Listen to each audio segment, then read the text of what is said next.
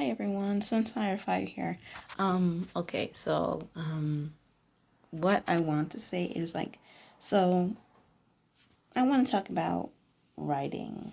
Yeah, because obviously I'm in a grad course and obviously it's a history course, so there's going to be a bunch of writing. Yippee. Well, I mean, I like writing, so yeah. So if you write about something that you're passionate about, it's good. But it's like I hate when people say, do something you're passionate about and you'll never feel like you'll work a day. It's like, no, it's still a paper. You still have to do word counts. You still have to do page counts. It's just like you still have to have the the exact amount of sources that they tell you to have. So I mean, but I do like writing about historical topics. What I wanted to talk about today was citations, quoting, sources, all that stuff. Hopefully this won't be a long video, but you know how I am and I love to rant. And ramble, just go on a tangent. So today I'm doing my homework. So I don't know if this is for every online school, but online program, but so we have a discussion every week, and then we have to respond to at least two of our peers to make sure that we're still engaged throughout the whole week. So before the weekend. So it's a Sunday, so I have to do that. I already got one done, so halfway there, yeah. So I was I'm reading someone's discussion and I see this all the time when I'm reading. Not all, I don't want to say all the time, but I'm saying I see it a lot. I see it a few times, and I don't want to say a lot because again, that sounds like it's everyone's doing it. Not everyone's doing it. But and I don't know if this is me being snobbish a little bit, but but I just wanted to address it because it's my channel and I get to do what I want.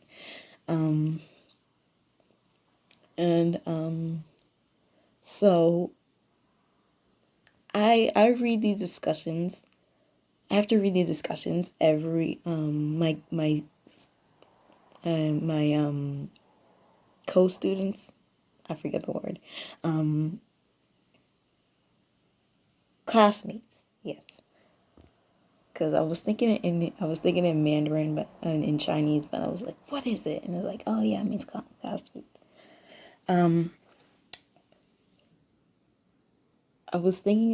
I was reading the discussion, and this has happened before, and I even had to peer review someone's in one of my other classes. I've had to peer review another person's essay, and well, technically it's an annotated bibliography, but and they did the same thing too, and I'm gonna try to show you what I'm talking about, but I'll just tell you afterward what I'm talking about too, if you can't see it. So right here, I don't know if you guys can see it that well.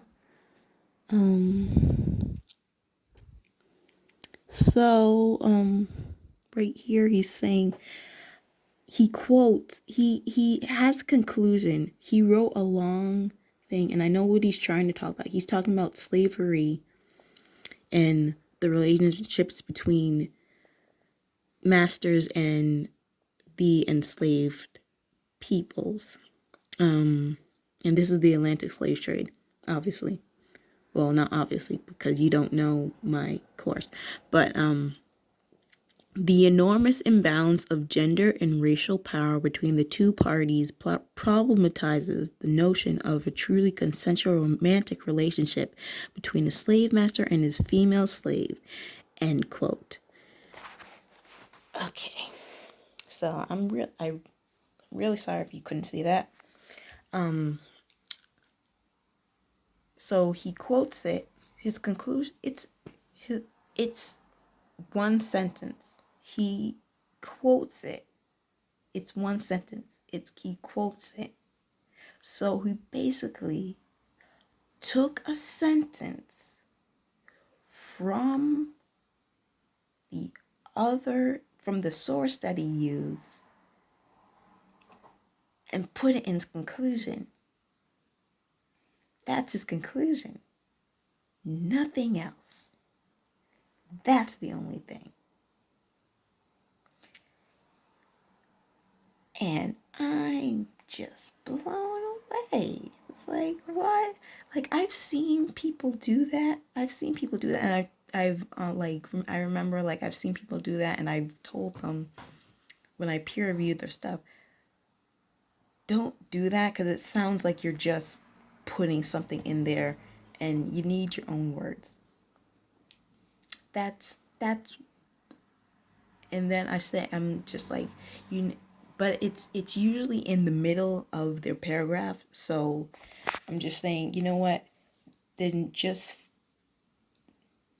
if you want to use a sentence from that source, don't just use the whole entire sentence. Use the major words in that sentence, and then you can put it in your own sentence, and then quote the words that the major words that you use from the sentence in your sentence. So then you will still be, it's an essay, so you're showing off your own works. You have to make a stance on where you stand in the topic of your essay. Because again, most of the time there is a question that you're answering in it, or it's a side that you're on about something, like, and so most of the time I've seen this in the middle of a paragraph. I've never seen someone use a quote as a conclusion. Now, I'm not saying you can't use quotes in a conclusion, because I've done it many times, but I'm saying, why would you use the conclusion? It's not your words. The only way you think you can get away with it is because you cite it. You referenced it, and then you use the correct citations. Right now we're using Chicago. That's usually for history, and APA is usually for the social sciences, and MLA is usually for English and literature. So you think you can get away with it, and I'm generally don't think he knows that it's okay, because I generally think I feel like some teachers would let him get away with it, but I don't know, because obviously I've never taught him, so, and that's why I think maybe it's because I'm a little selfish, because Milton schools, if you don't know, I'm in Milton, Massachusetts. Milton has one of the best schools, has one of the best school systems in Massachusetts, so I'm just saying. Or I think it's the country, I don't know, I forget. But I know I got a pretty good education when I went to Milton, because outside of the world, I mean, when I went to college, some people didn't know a lot of the stuff I knew already, so I was just like, okay. So like I'm saying, I generally don't think he was trying to get away with it. I generally think that these teachers let him do it because it's like, oh, you know what? You cited the reference correctly. You cited the source correctly. So that's okay. for me, that's just way I was, that's how I was not taught. It's like, don't just put a quote in there, because this essay is your own word. It's your own viewpoint. And that's, you have sources to back up your claim, but this is why they're called secondary sources, because they're secondary. Well, not secondaries, because it's not a primary source, and and it's a secondary source because, but it's also secondary source because it's called a source because it's supporting your theories. And it's just to use a quote, just go in there and just drag off that sentence out and put it in your essay. Just does, to me, doesn't say that I put in any effort. I mean, if I was the teacher, and I'm not, obviously, but if I were the teacher, I would have liked his discussion. And he wrote like 2 to 3 paragraphs, and it was very good. I don't say it was good. I mean, I wouldn't say it was great, but it was good. Like probably like a B plus or something. But if I saw that conclusion, you wouldn't get points taken off. Actually, even if, well, even if it was, just to generalize, even if it was an A, even if it was A plus material, and then I got to that conclusion, I'll just be like, you're losing points. You're losing points. It's just like, I don't know why people do that. It's an enigma to me, because it doesn't, it shows that you like, if you take out that conclusion, his whole other part of discussion made sense, and it was good. But just to have that conclusion, it's just like, you didn't introduce you didn't introduce the sentence, and 2, you didn't even follow up with anything for the sentence. You just put a quote there to make it a paragraph. I'm just like,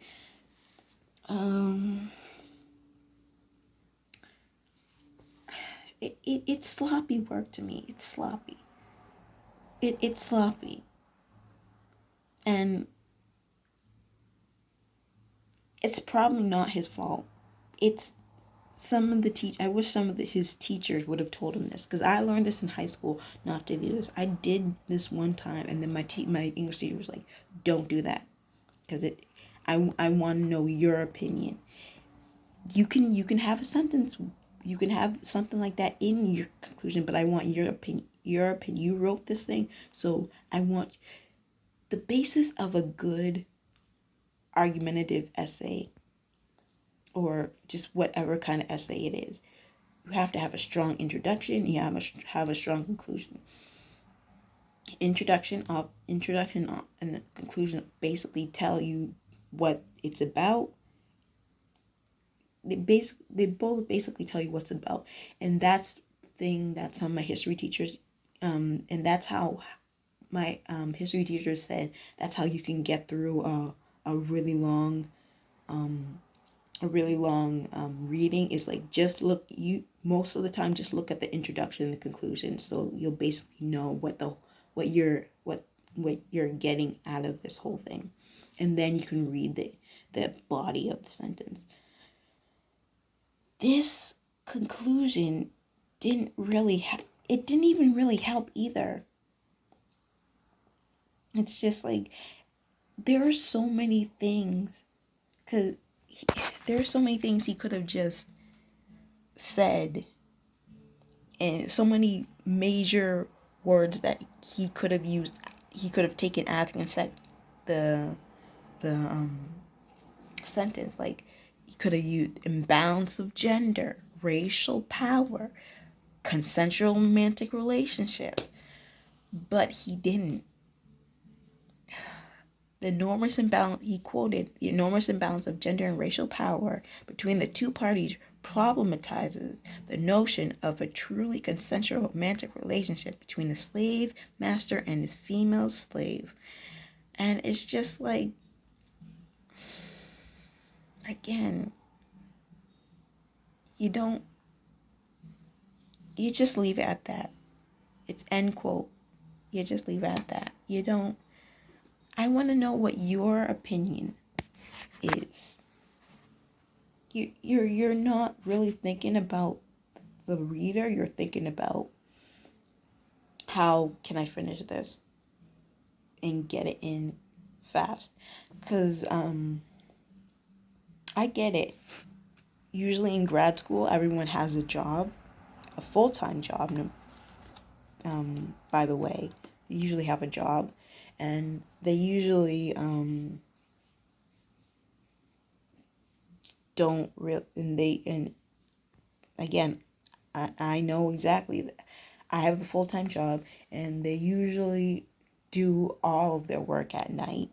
And so they usually, and most of the time when I come home from work, I fall asleep, because I have a 9 to 5 job. Well, it's like 7 to 5 sometimes, 7 to 4, or depending on if you're opening and closing.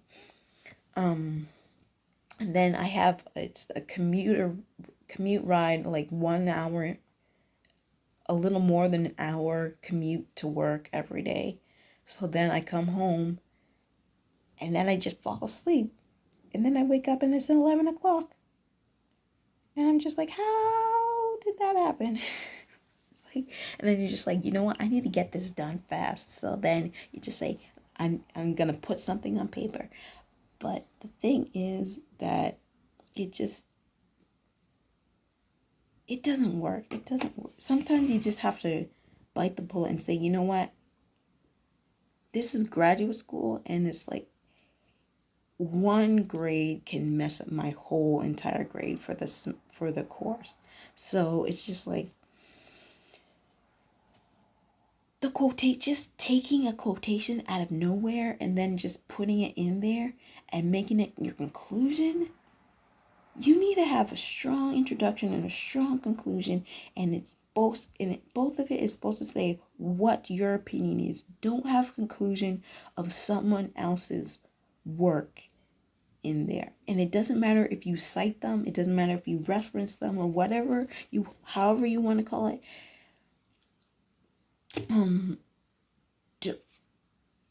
It's sloppy, because it's just like, you might as well just not even, you might as well just copy and paste your whole entire essay, because it didn't really have to be done like that. But okay, because you write this whole long thing, but then your conclusion is just someone else's words.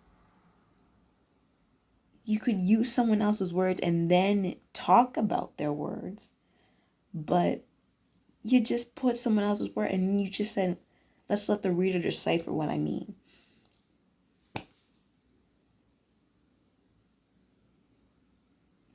I wasn't taught that in high school. I know other people's experiences in high school were very different than mine. I have to remember that. But it's just like, I don't know how you got into grad school and you're still writing like this. It doesn't make... I feel like I sound so snobbish right now, but it's just like, I don't understand. And probably a bunch of you don't really care that I'm talking about this, but I mean, I love writing, and I just like to see people who write to the best of their abilities. And I don't think this is part of the best of their abilities. So I wanted this to be like 5 to 10 minutes long. It's almost 20 minutes. So I'm getting it out. Bye. Peace.